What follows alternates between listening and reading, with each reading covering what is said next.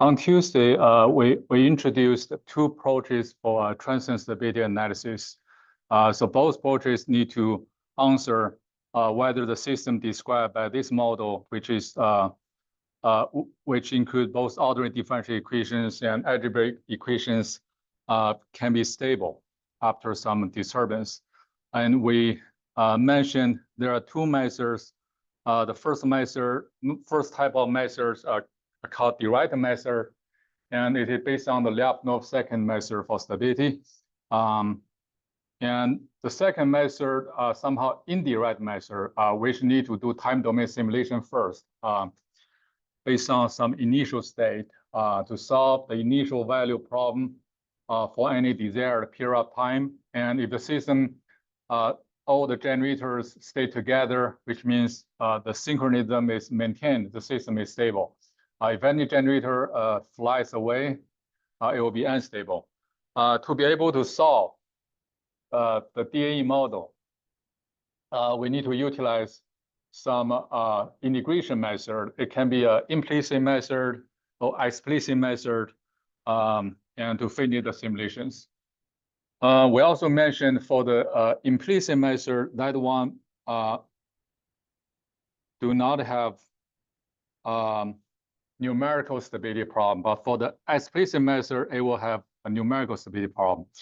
Numerical stability is defined as, so if a system is stable, itself is stable, but when you use a numerical solver, try to estimate the trajectory, if it doesn't have numerical stability problem, and the simulation result will be also stable, okay? But if you have numerical instability, your time step need to be small enough, otherwise the simulation result can be unstable, although the original system is stable. Okay, that's a very brief summary on what we learned.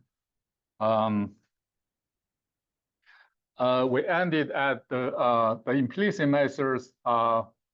Popular method is a trapezoidal rule method or trap. You can find this method in most of the simulators. So we mentioned the simulation, you just try to start from an initial state at the initial time. You try to, over a certain time step of h, you want to predict the next point. So this black curve will be the nonlinear function you're going to calculate how the state variable to change. The trapezoidal rule method is just you draw the nonlinear functions. So in order to calculate how the state variable to change, you need to integrate the entire area under this nonlinear curve. But we can use a trapezoid to approximate that area, because we only just miss very small area, so that doesn't cause much error. And definitely, if you go to next step, you are going to do, you will keep doing the calculating the area of a trapezoid, then to give you approximate result. So this is the method.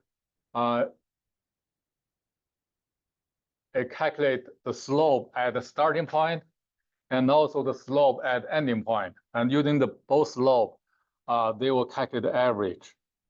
Okay. And that will be the estimated the new state. Even it's not on exactly on the black curve, but it will be much better than using only the slope at either the starting point or ending point. So if you compare this one to one of the explicit method, like modified Euler method, it's very similar. It has almost same formula, but only difference is to calculate the second slope at ending point. It doesn't use exactly that ending point value. It uses a predicted value. The predicted value is obtained from a forward Euler method. But benefit of using this modified Euler method is you don't have to iterate. You just you calculate the first slope, and based on the first slope, you have this point, and use this point to calculate another approximate slope, and those two slopes you can find some approximate one. So it's very straightforward. You don't have to go back and forth. But for the trapezoidal rule method, because the future state appears on both sides of the equation, so you have to solve the entire equation as a nonlinear equation using like Newton-Raphson approach. If you compare to another implicit method, which is simplest implicit method, is a backward Euler method. Backward Euler method only use just a single slope, but that single slope will be taken at ending point. Compared to the trapezoidal rule method, the backward Euler method, instead of using the trapezoid, it uses a rectangle area to approximate the total area under this nonlinear curve. Implicit method has no numerical stability issues if the system is stable, which means that the curve will be bounded. So if your system behave as a stable system, even they oscillate near the equilibrium point, the simulation result based on trapezoidal rule method will also show maybe oscillatory curve near the equilibrium point. It may be not exactly same as the true trajectory, but it will not be like divergent from the equilibrium. So trapezoidal rule method definitely is better than backward Euler method, although they both are implicit. But for explicit method, you have to use a very small time step to make sure the simulation result can be bounded if the system is stable. Okay. So you may feel the implicit method is better than explicit method. That answer can be yes if you talk about the numerical stability. If the numerical stability really your concern, which means your system, which means you don't worry about the time cost to calculate the simulation result. You want to make sure you have a numerically stable result, and the result, if the system is stable, the result is won't be unstable. If that's your focus, you can choose the implicit method like trapezoidal rule method. But if the simulation speed is your goal, the explicit method is not too bad, because although those two have the similar formula, okay, but the modified Euler method only need to calculate one slope, then second slope, and then move to the next step. Finish this interval, okay? But for trapezoidal rule method, you need to solve this equation through some numerical iteration until, like when you plug in the value for this k plus 1 and calculate another value of sk plus 1 from the left-hand side, those two have to be close enough. You can move on. If that two always has certain gap, higher than your error tolerance, you need to keep iteration. So which means, although there's single equation, but in order to solve this equation, you may take a large number of iterations. So that can slow down your process. But you may argue, I can take a longer time step. I can make time step longer, but I will do more iteration for each time step. That's implicit method. But for explicit method, you don't need to do iteration at each time step, but you need to make time step be smaller. Okay. So the general conclusion is that if the system is really steep, the numerical stability will be a huge concern because the system trajectory may have, they can have some slow dynamic, but on top of slow dynamic, there's very fast dynamic. Then when you simulate such a system using explicit method like modified Euler method, the time step has to be very small, right? You have to track the fast dynamic. That can be very slow. But if that fast dynamic is not important to you, I really want to capture this, the overall trend of the dynamic, I can use trapezoidal rule method, take a large step simulation. Okay. So that's some idea to choose between the implicit or explicit method. In the project, the MATLAB code provided with the project is based on the Runge-Kutta false order method. But if you do that additional step to test, to benchmark with the PSSE, TSAT, or DSALEN, or any other simulator, any simulator provide at least modified Euler, Runge-Kutta method, false order method, and the trapezoidal rule method. So those methods are all available. Feel free to do some tests, just compare.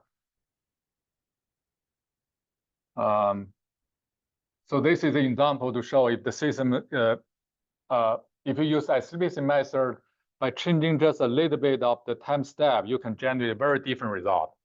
So that only happens with trapezoidal rule method. But for trapezoidal rule method, it can take a very large time step, but it still can give you good result.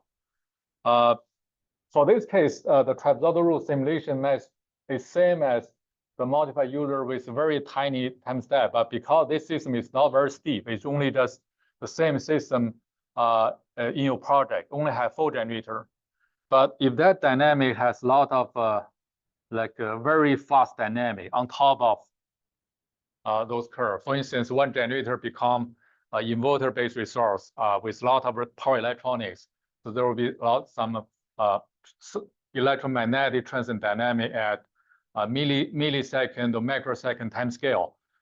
Then that time step will be an issue. You cannot do that. You have to make that time scale step to be comparable or smaller than your fastest time constant. Then you can maintain the numerical stability. Trapezoidal rule method will be better. Only have numerical stability problem, but it may just lose those detailed dynamics. You still capture the full trend, but the trend of the dynamic, but you're going to lose some detailed dynamics. Okay. All right, so that's what we need to know about those methods. Let's continue. So let's talk about how to simulate a multi-machine system.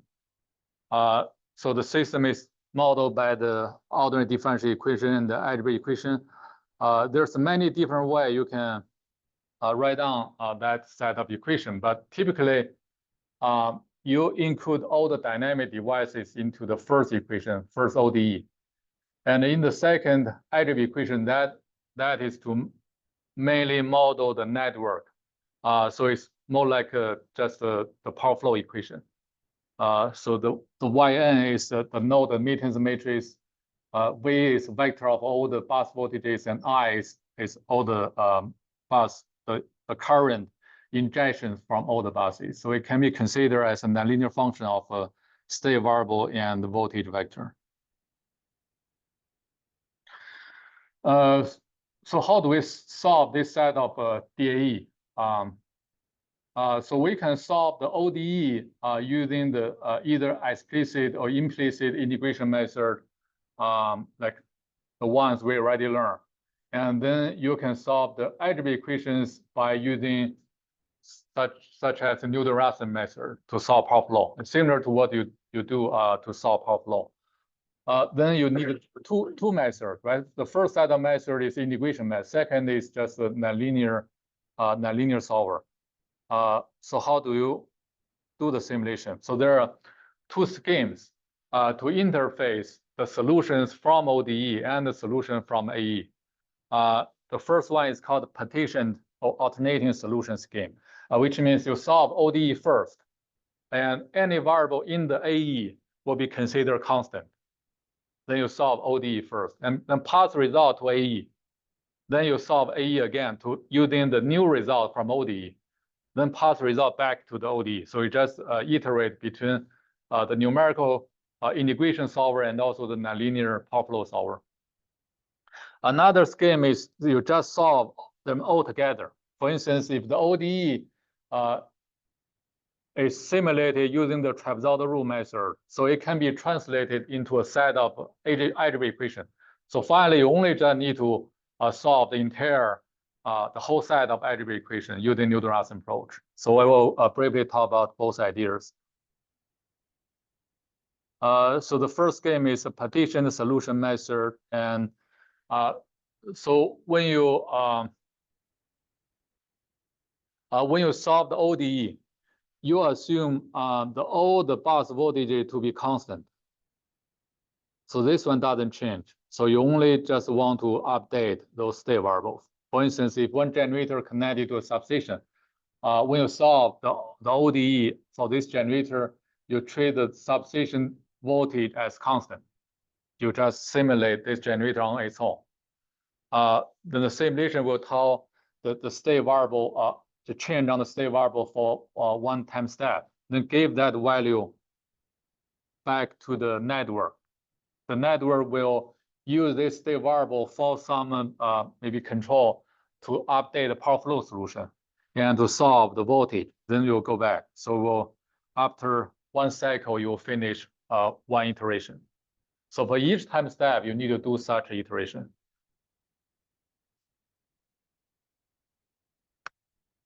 Okay, I give you a very simple example. For instance, if we take a classic model for generator, and we simulate a power system with some generators, and there may be some other dynamic device like this motor. This means motor. The motor will have another set of differential equation. So at each bus, we assume the bus voltage and also the current injection into the network. And the network is modeled by either we use this linear equation or we use this nonlinear equation. So either one is fine to solve the power flow. Okay. So let's assume the first step. The first step, we assume the voltage to be constant. So this voltage to be constant. And we solve this whole set of equation for the generator. And our target is to calculate this current for one time step. Then I give this current as well as the state variable to the network. Then I update this vector of current. Then I want to solve this voltage by using power flow equations.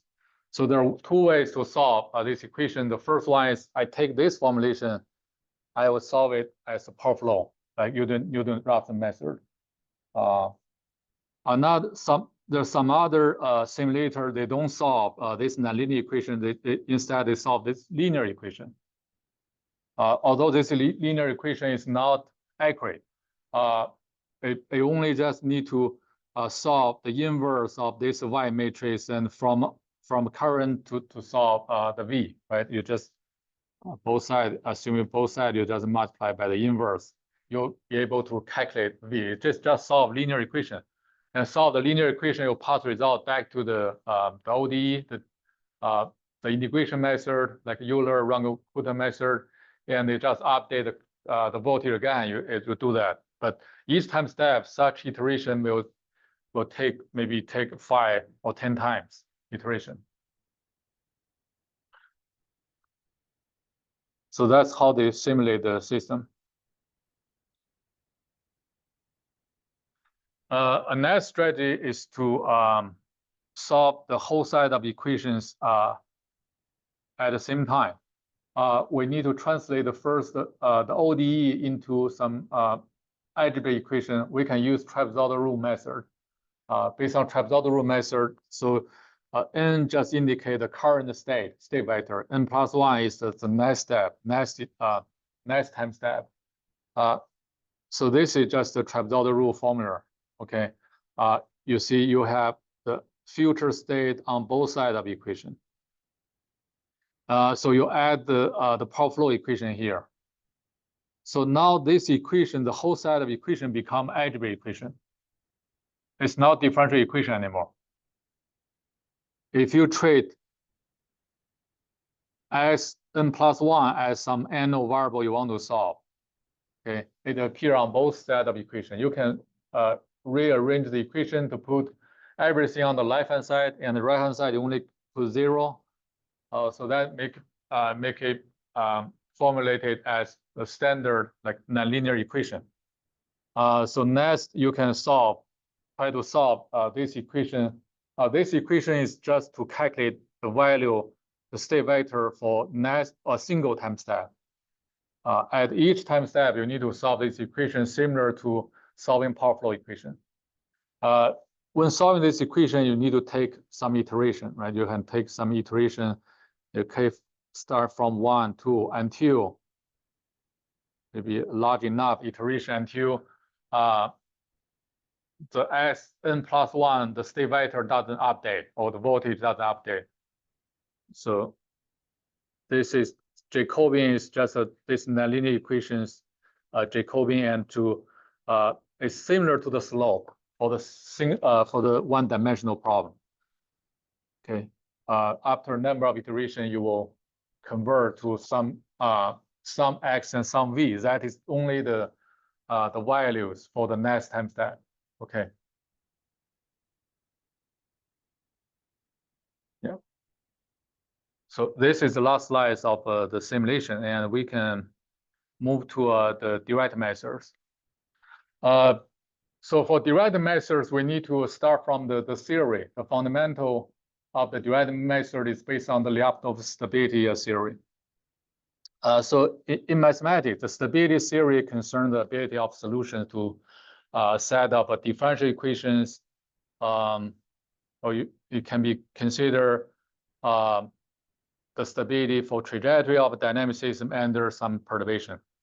So definition, the mathematical definition of stability, such as the Lyapunov stability, is defined as so if you consider autonomous nonlinear dynamic system, so if the vector field with which the nonlinear function f has an equilibrium at xs, which means if you plug in the fx, so the f is 0. Okay, so which means the state doesn't update. So if you plug in the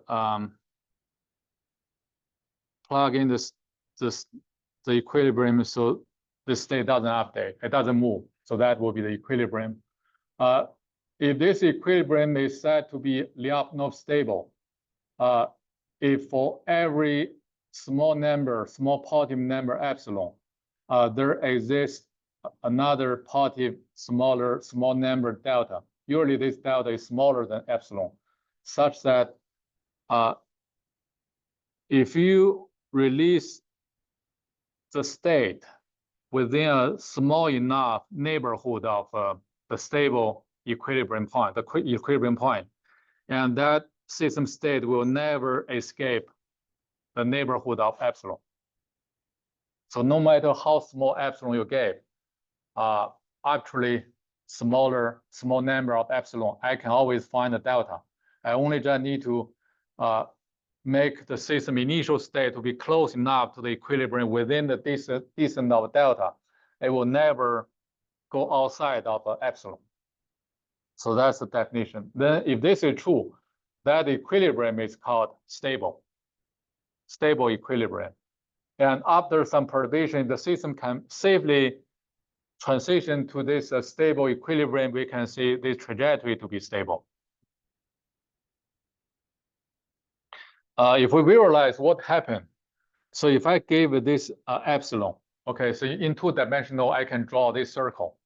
I want the system to stay within this epsilon. And I can find another small number delta. Okay, delta is smaller than epsilon. It's closer to the equilibrium.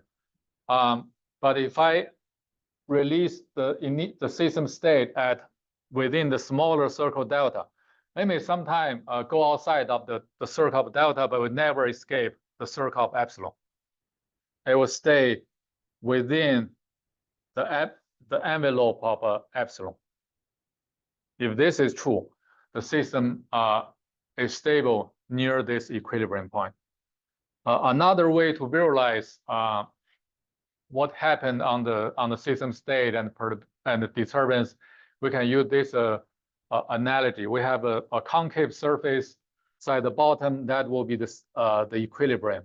Okay, and I don't want there's a ball moving on that surface, but I don't want the ball to move higher than this limit. Okay, I only just need to release the ball at this location, and they will just oscillate in the surface. If there's any friction, eventually it will go back to the equilibrium. If there's no friction, it will just oscillate forever. But that's fine. It will never escape from this limit of epsilon. If that can happen, I can safely say that equilibrium point is stable equilibrium point. The next thing I just want to check, either do simulation or use some direct method to figure out whether I release this ball, it will safely go to this one. Definitely If I release the ball here, I don't know. Okay. Maybe if the system doesn't have friction, when it's go down, it will maybe go to the other way about the same height based on the conservation of the energy, which means if I release this ball at that height, it may escape the region of epsilon. Okay. But if the system has enough friction, it may not reach this height. That means, so if I release this ball here, right? But system has a lot of friction, which means a lot of mechanical energy will become heat. And maybe when we move to the other side, and this is the highest position it can reach, then the system is still stable. Okay, so but that will be the next question. That will be the question about whether the dynamic of the system is stable or not. Okay.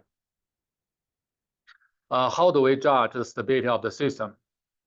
We can utilize the Lyapunov stability criterion, which is also called Lyapunov second method. So we still consider this dynamic system. Its equilibrium XS is stable if there exists a positive definite function Vx. We call it Lyapunov function, such that its time derivative is not positive. So that is a statement of this Lyapunov stability criteria. So positive definite, which means this function is basically positive. Okay, it can sometimes be zero, not positive, but it can never be negative. It can be zero, but zero only appear on some very rare, very few locations, such as the equilibrium itself, which means because equilibrium is stable, if this function is only zero at that equilibrium, we don't need this function at all. We only just want to use this function to check the stability when the system is not at equilibrium. So, which means such function is generalized energy. It represents some type of energy, because energy has to be positive definite. And also energy has to be, the time derivative of energy cannot be positive, because energy can be dissipated but cannot grow. If you model everything, model environment, if there's any friction, the mechanical energy will decrease, will gradually become heat, will be dissipated, but the energy can never be generated from nothing. So any energy has to be time derivative, will have non-positive type time derivative. Okay, so to use some mathematical equalities to represent those two conditions, for positive definite function, which means the function can be positive or zero, but if it's zero, it has to be at the equilibrium point. If it's not at zero, it will be positive. Okay, so think about the analogy we use in this slide. So if that energy represents the total energy of the ball, it only have zero energy at the bottom point. But if it's not at the bottom point, the potential energy can be positive, so the energy will not be zero. So definitely the energy of this ball will be some type of a Lyapunov function. The second condition, the time derivative of energy has to be non-positive. It does not increase with time. It can only decrease or stay the same if it's at equilibrium point.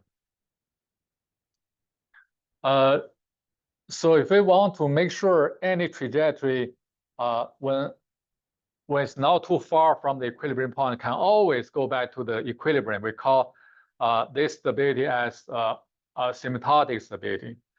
So if this time derivative is negative definite, which means it's negative if it's not at equilibrium. At equilibrium can be zero, but if as long as it's not at equilibrium, it will be negative. So if I move, so just give you one example. So if this surface is like this one, okay. So if the ball is moving on the surface, it has to be negative definite. So the bottom point has to be asymptotically stable, because the ball will move down. It cannot stay on that surface. But if there's another surface, which is something like this one, okay, so it's possible you can put the ball there, right? It has local tangent be really flat, so the ball can stay there. Okay, but as long as it's still stay inside of this region, doesn't escape the region, it's still stable. But if we require asymptotically stable, really want the ball can always come back to the equilibrium.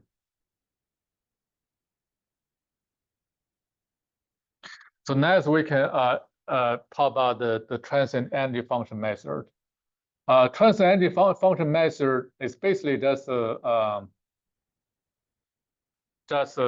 approximate version of a Lyapunov stability criteria, because finding Lyapunov function which satisfy the both condition here may not be easy for very complex system. For very simple system, you can easily find that function. For instance, if we study this ball moving on that surface, we simply just let the energy function or this Lyapunov function be the total energy of the ball.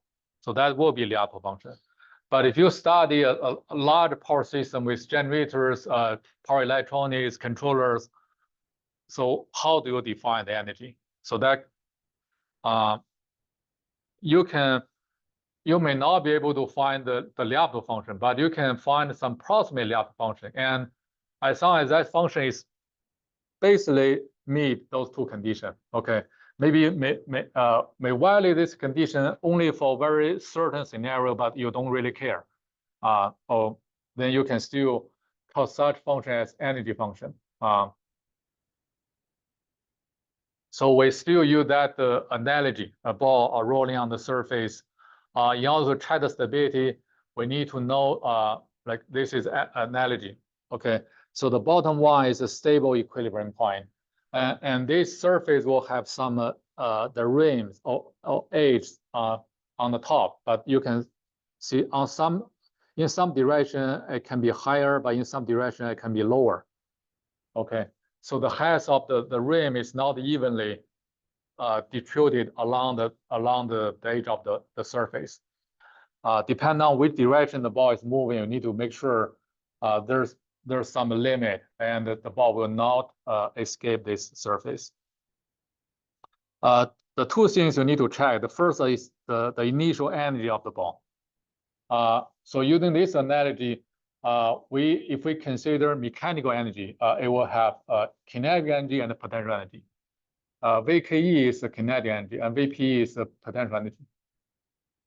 Okay, so let's assume there's some disturbance. After disturbance, the ball is moved from the bottom point to some location here. Because it's not at the bottom, so it will have some potential energy. And because it's moving, it will have some kinetic energy. So the initial energy can have both a kinetic component and potential component. And the rim head of the surface of the ball, that one is actually tell you the critical energy, the maximal value you can have for the energy. Okay, so for instance, if my ball is moved to this rim, to this point, and reach the zero speed, so what happened is this ball will move back. It cannot escape. It has to have a little bit net energy, additional energy to move further. Because if the speed has to be not zero, it can move further to go outside of the surface. If the speed decreases to zero at this point, it will come back.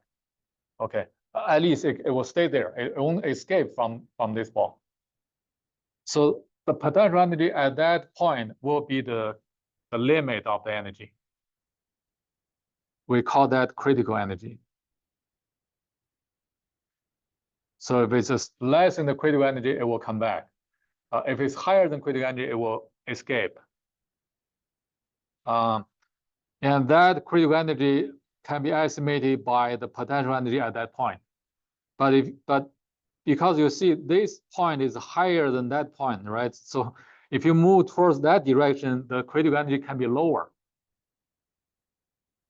So it really depends on the direction of the ball based on its initial condition, based on the initial speed. So to summarize the ideas of a transient energy function method, if you want to apply this method to power system. Initially, the system operates at a stable equilibrium point. We call it SEP or XS. When the fault occurs, the system gains kinetic energy VKE during the fault on period, and potential energy VPE due to the network change. What does this one mean? It means, okay, before I move on. So it means at the beginning, before the fault, that's the location of this ball, and the ball, this ball is stay at the bottom of that surface. But after you trip the line, which is like earthquake, it's not, the structure of the network is somehow changed. So the surface become this one. So relative to the new surface, the original ball, although it has zero potential energy at the bottom, but it gains some potential energy. And also because of the earthquake, the ball has some speed. So it will have both kinetic energy and potential energy. Okay. If it's a temporary fault, the surface doesn't change. The potential energy may be same, but kinetic energy will be different. It will have some kinetic energy. So after fault clearing, the kinetic energy is gradually converted to potential energy, right? So we will, the ball will become higher and higher. To maintain stability, the system must be capable of absorbing remaining kinetic energy while transitioning either back to the old stable equilibrium point or a new equilibrium point. Okay, for this case, the new equilibrium point will be here, right? So the old equilibrium point is not applied anymore because the surface has changed. For a given post-disturbance network configuration, there exists a critical maximum amount of transient energy, V critical, that the system can absorb without losing a synchronism.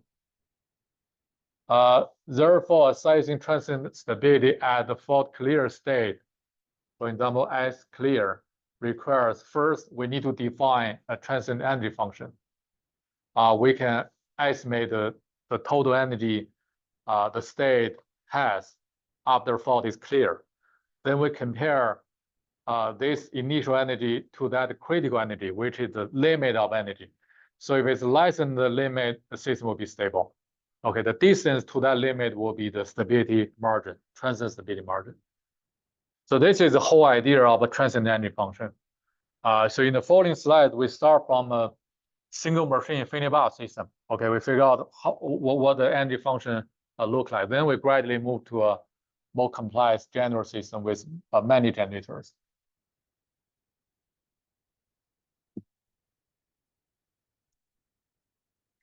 Okay, so let's take a look at the phase trajectory of a single machine infinity bar system. So it can be modeled by the two swing equation plus another equation tell the electric power.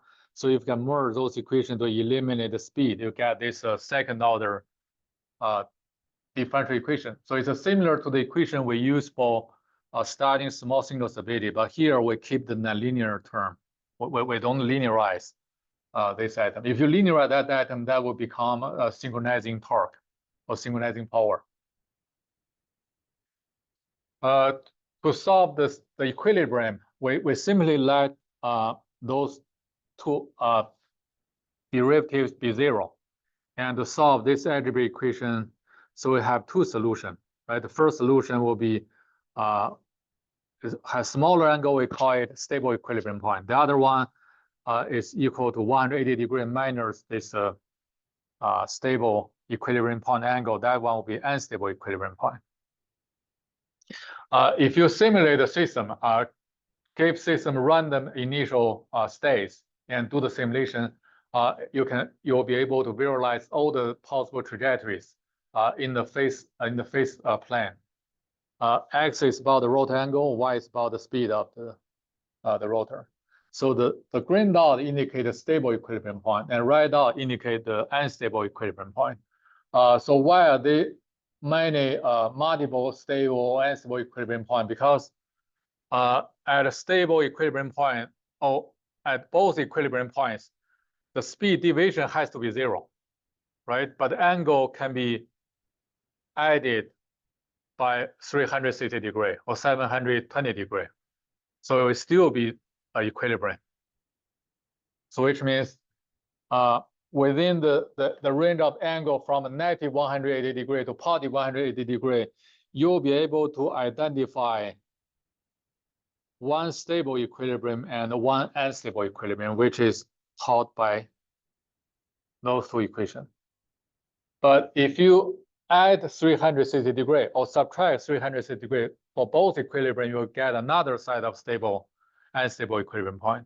But in the first place, you arbitrarily put any initial state. They can, if you release maybe from any arbitrary initial state, it may finally land it to either one stable equilibrium or maybe the other stable equilibrium. But if you take a look at those trajectory, we can somehow draw the region. This will be the stable region.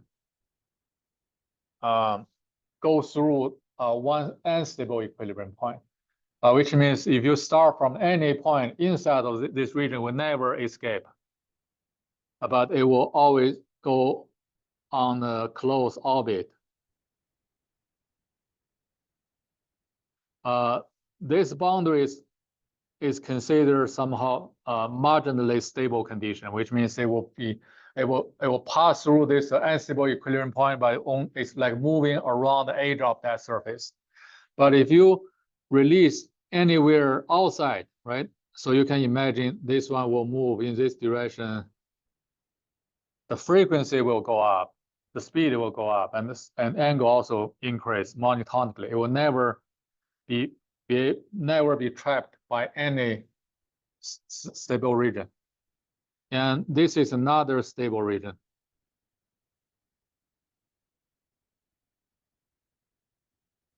Okay, so we can color that region. So that will be, it's also called domain of attraction of that stable equilibrium point. So for this case, we assume damping to be 0. Okay, so such as you can stay on the closed orbit. But if you increase damping, what happens is if you start from here, it will gradually go to that stable equilibrium. So if we redraw the trajectory, it will be something like this one. So if we start from this point, if you compare the first figure, that starting point will be somewhere here, right? So without damping, it will just become further and further from this region. But in the second plot, if you start from here, due to the friction, so we'll move into this stable region and finally go to the stable equilibrium point. So the stable region is extended to be larger. It's not closed region as the first case. It will be, they also add another channel. So you can move, it can be attracted by that stable equilibrium point. So similarly, if I start from here, that will be trapped by another stable equilibrium point. But if you start from here, it still become unstable. So when you increase the damping, that makes a stable region be extended to include more possibility for the system to maintain stability. What if you make the damping even larger? You make a very large damping. Eventually, every state has transient stability because any state will be trapped by some of the security region, stability region. For instance, if I start from here, it will move this way. If I start from here, it will move that way. So what about here? It's now trapped by either this one or that one. It cannot go, but it will eventually trapped by this one. So when your system has enough damping, although damping is usually considered for a small signal stability, but if the damping is large enough, eventually system can be very stable. So now let's see what happened on a single machine InfiniBand system subjected to a step change in mechanical power, for example. We studied this one in the small signal stability session. So we define the gap between the mechanical power and electric power as accelerating power, PA. This is like the force in the Newton's second law to determine how the angle to speed up. If we have a step change on the mechanical power, all right, so the system equilibrium point will move to this new point because the equilibrium will be the new mechanical power intersecting with the power angle curve PE. So we will have two intersection points. So this point will be stable equilibrium point. The other point will be unstable equilibrium point. So when you have this step change, the system will move from A to B. Okay. So at the point B, so the electric power will be equal to the mechanical power. Because the rotor's inertia, when you add this step change, the angle cannot change, cannot instantaneously increase. It has to gradually move up. Because the new PM, new mechanical power is higher than the electric power. So the generator will be accelerated. So the speed will increase from 60 Hertz. So when it reaches B, and at the new equilibrium point, and the accelerating power becomes 0. But keep in mind, so during this process, the speed increased from 60 Hertz all the way until B. So right now, the frequency is higher than 60 Hertz. Because it's higher, so the angle will continue to increase. So which means it cannot stop at B. Even the power increase at one step to B, but the angle will gradually increase and to B and cannot stop, will move further. So that actually explains what happened here. So it will oscillate the angle. So second step is move from B to C. So when the angle is higher than the angle of the new equilibrium point, so the accelerating power becomes negative, which means the speed will decrease. Okay. Even the angle can still continue to increase. So it will increase until the speed is equal to the 60 Hertz again. That will be the point C. So at point C, the angle cannot increase further. It will reach the maximum value. So that's what happened here.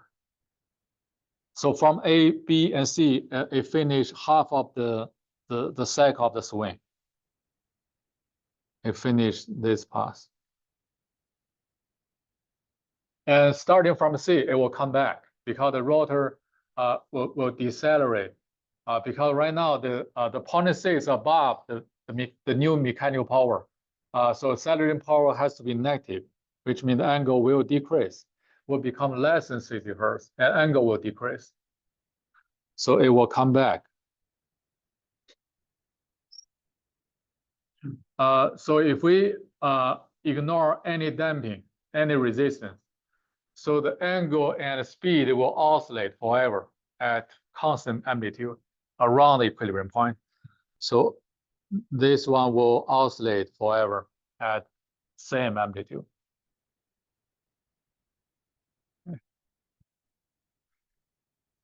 So let me ask a question. So when does the speed reach its minimal value? So A will be the singular speed, okay? B will be the maximal speed, and C will be the synchronous speed again, and then it come back. When does the generator reach the minimal speed, the lowest speed?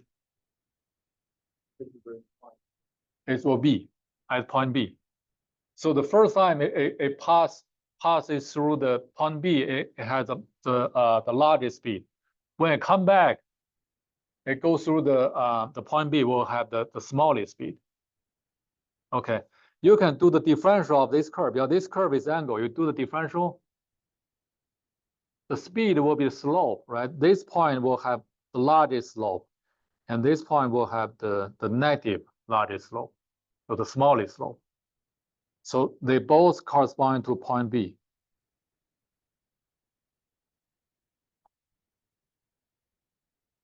Those 2 points.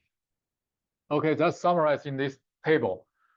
At point A, the accelerating power is positive, and the speed is a similar speed, 60 Hz. They will go up, and angle increase. When it reaches the point B, the accelerating power becomes 0, and the frequency of speed reaches the maximum value, and angle further increase. And at point C, the speed will go back to the similar speed, and angle reach the maximum. And if you further write down to document what happened when it come back to B, the next one will be omega R minimum.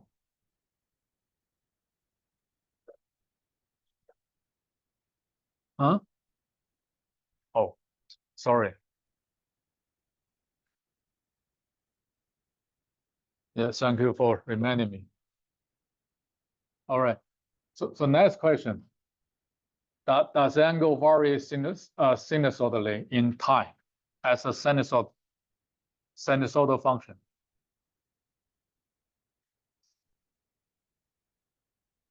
I think it's passed away. There's some copy there.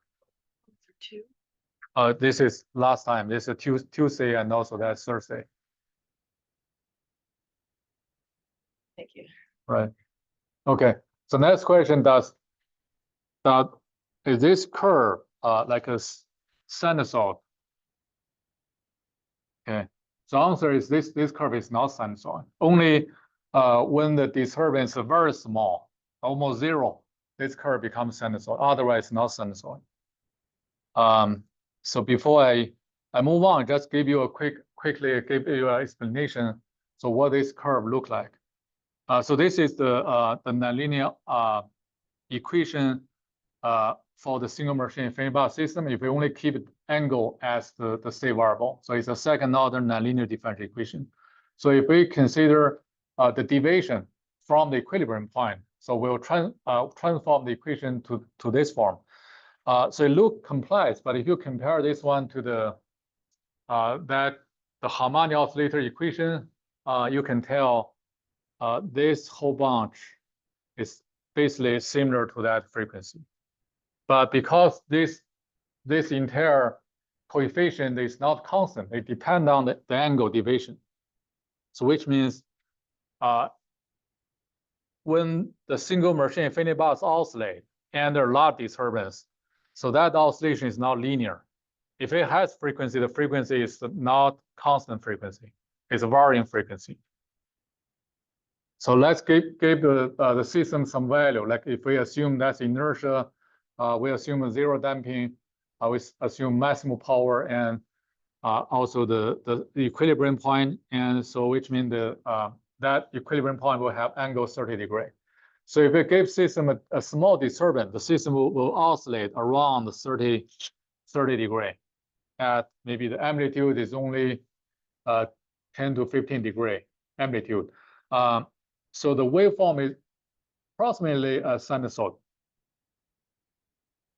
Okay, that's for small disturbance. But if you increase disturbance, the waveform will look like this one. So this is called the marginally stable curve, which means if you increase the amplitude only a little, the system will become unstable. So this is a maximum amplitude. The single machine infinity bar system can oscillate without transient instability. So the waveform is not sinusoid, and also it's not symmetric about the amplitude. That one actually can be explained if you consider this phase space trajectory. When it oscillates around the stable equilibrium, it's not symmetric. Okay. When it gets closer to the unstable equilibrium point, that amplitude can be bigger, and the other side is smaller. So it's not symmetric waveform. But we can still calculate the frequency of the bottom waveform. So we need to calculate the first time and second time. The first time is how much it takes to swing up, and the second will be swing down. And the frequency can be defined as 1 over the total period. The total period will be the T1 plus T2. And each time can be calculated by solving this equation. This is elliptic integral of the first kind. So it doesn't have analytical solution. You can only use some numerical method to solve it. But if you solve this equation, you will get this curve. Okay, the x is amplitude of oscillation, and y is frequency of oscillation.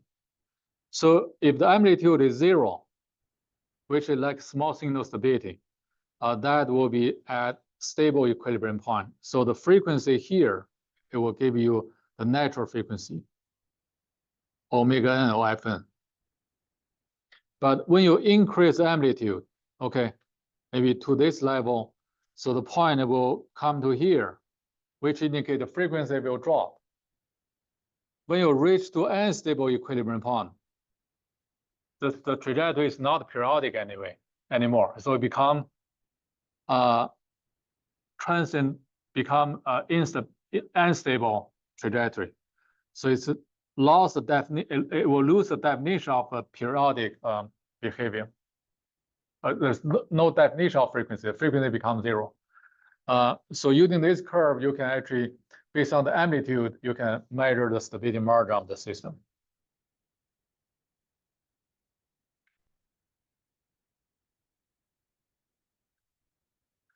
All right, so we should be able to, let's finish this slide. Okay, so let's talk about equal error criteria. So this is the transient energy measured similar version for single machine feedback system.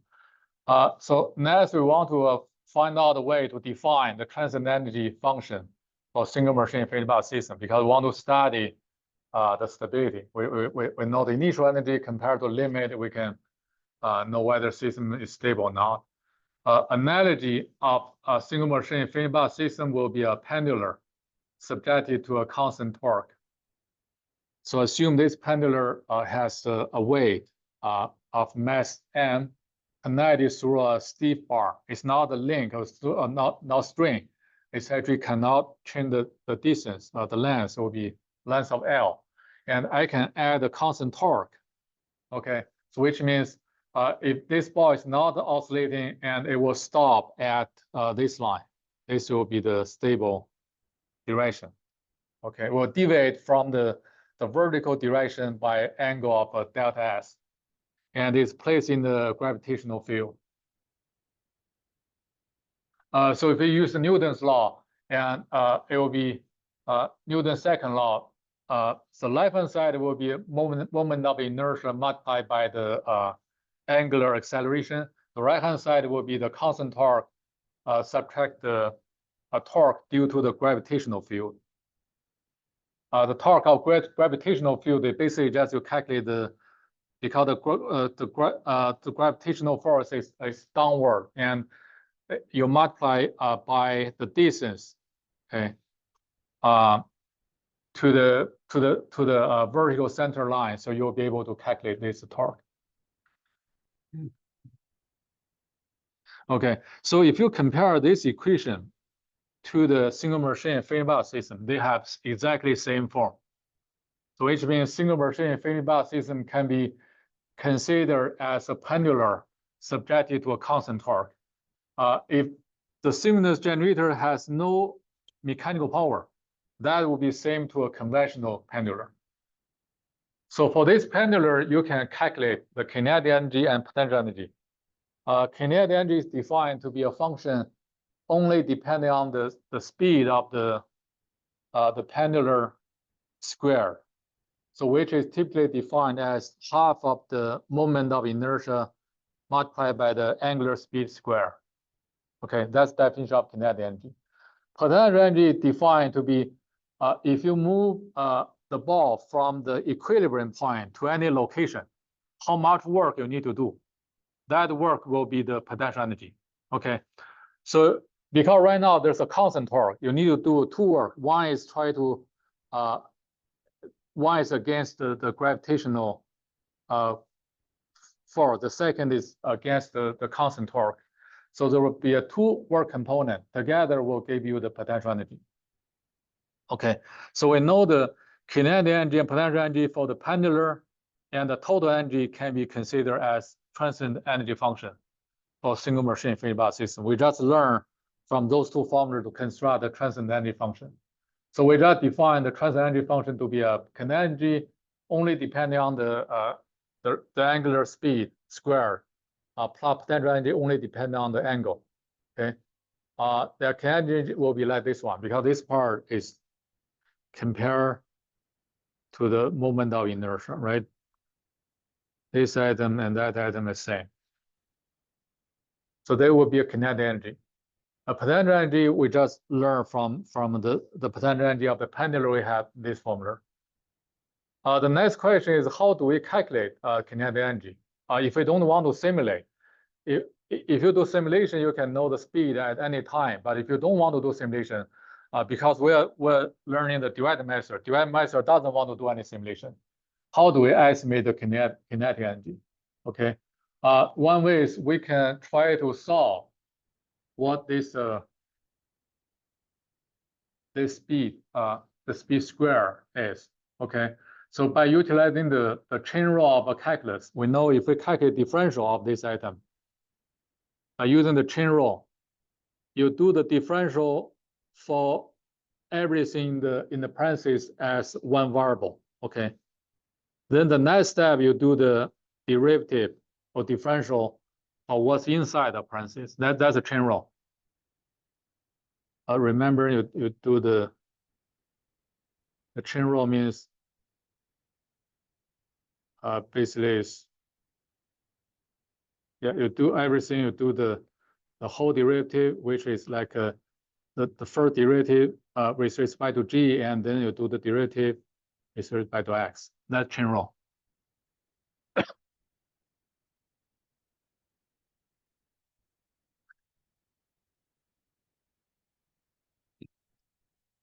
So from the chain rule, we know the differential of this atom. So we only just need to integrate this one. So we get this one basically just proportional to differential of angle. So kinetic energy will be just integrating this one for angle from initial angle to any delta angle. So it will be this one. So that's a formula to calculate kinetic energy without doing any simulation. Okay. So when the angle reaches the maximal value, which is the point C, so the speed will be 0. Kinetic energy also has to be 0. Then we'll know this function has to be 0. So this function is the integration from initial angle to the maximum angle. We partition this integral into two parts. The first part is we only just integrate from delta 0 to point B. So this is like from A to B. The second is from B to C.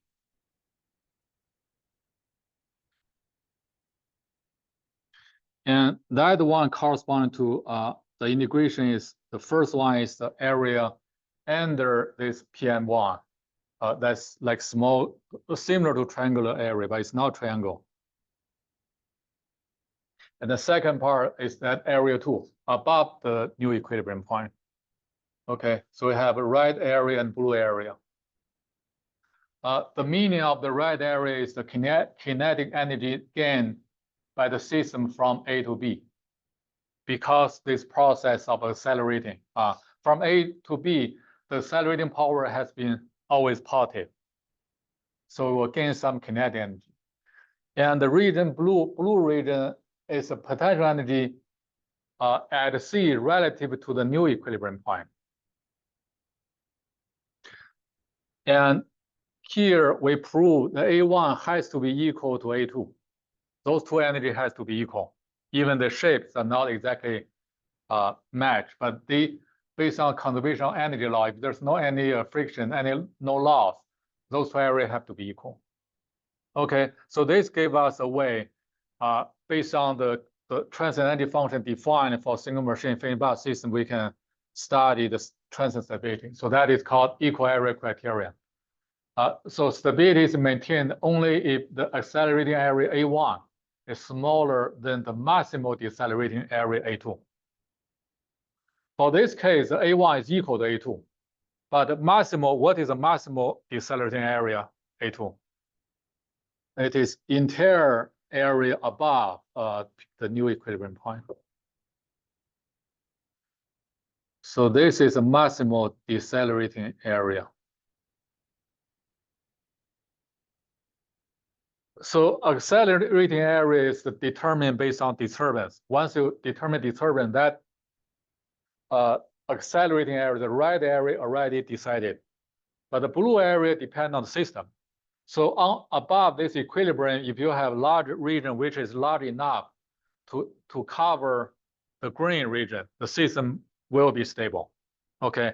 To slow down the system, to move it, to make it back, you only just need to utilize part of this decelerating area to be equal to accelerating area. Okay.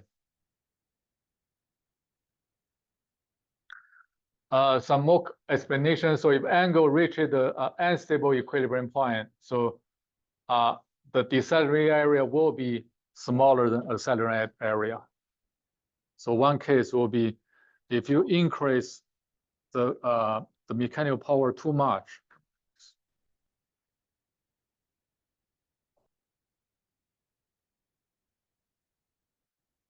If you increase by a very large step, so this whole area will become accelerating area, right? And the new decelerating area will be will be this smaller area. If that smaller area is less than the red area, the system will be unstable because it doesn't give you enough energy to decelerate, which means after disturbance, the system gain the total energy which is too large. It doesn't have enough potential energy for the ball to slow down. And so once it reaches the edge, it will continue move to become unstable. Okay. Which means the size of disturbance really matter for the transient stability. Okay. All right. So this question you can think about: what if the damping is not zero? What happened to the equal area criterion? So we'll continue on next Tuesday.